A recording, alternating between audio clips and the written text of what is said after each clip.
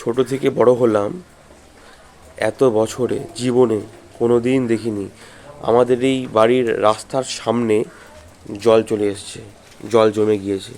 কোনো দিন দেখিনি।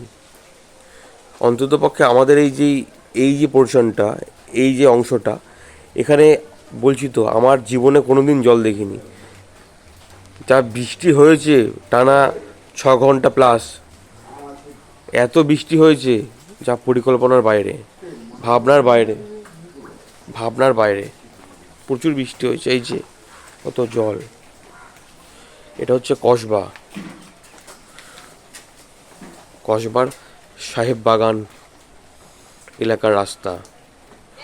জলে জল চারিদিকে।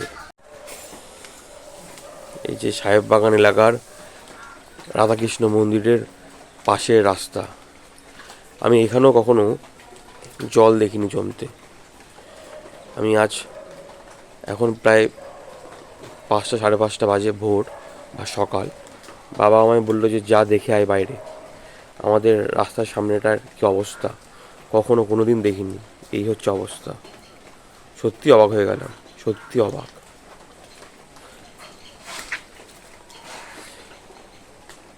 এই যে আমার বাড়ির সামনের অংশ, এই স্কুটি ঢাকা দেওয়া অবস্থায় রয়েছে। এই এত জল।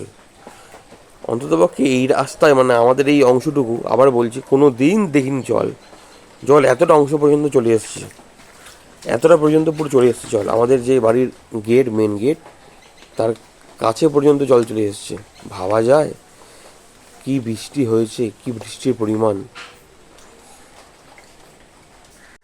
এই ভিডিওর ফুটেজটি হচ্ছে দুপুর 1:30টার পরের ভিডিও। সকালে প্রচুর জল ছিল। বাদিকে যেই বাড়িগুলো দেখা যাচ্ছে, ওই বাড়ির অনেক উঁচু পর্যন্ত জল ছিল, তাও কমে গিয়েছে। তাও তো এখন পা দেখা যাচ্ছে। এই অংশটায় সকালে হাঁটু সমান জল ছিল। যত এগিয়ে যাচ্ছি জলের পরিমাণ অনেকটাই রয়েছে। সামনের দিকে এই লাইট পোস্ট যে দেখা যাচ্ছিল, এখানেও হাঁটু সমান জল ছিল।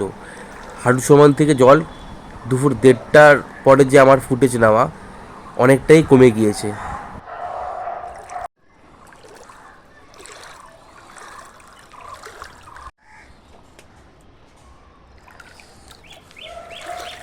সকালে যখন জল ভরতে এসেছিলাম, বৃষ্টির জল ঠিক এই পর্যন্ত ছিল। এখন তো তাও অনেকটাই জল নেমে গিয়েছে।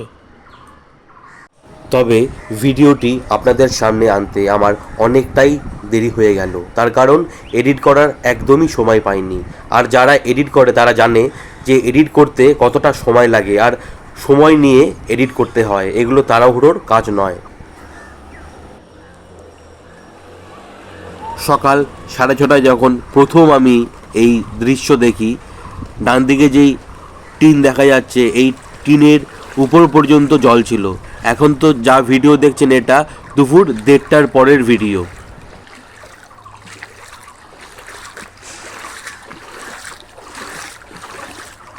বাড়ির রাস্তার পাশে একটি পুকুর রয়েছে। সেই পুকুরের চারপাশে প্রচুর গাছ রয়েছে। তার মধ্যে কলা গাছের মাটি আলগা হয়ে গিয়ে প্রচুর কলা গাছ পড়ে গিয়েছে, তা আপনারা দেখতেই পাচ্ছেন। জল কিন্তু স্রোতের গতিবেগে অনেকটাই নেমে যাচ্ছে আস্তে আস্তে।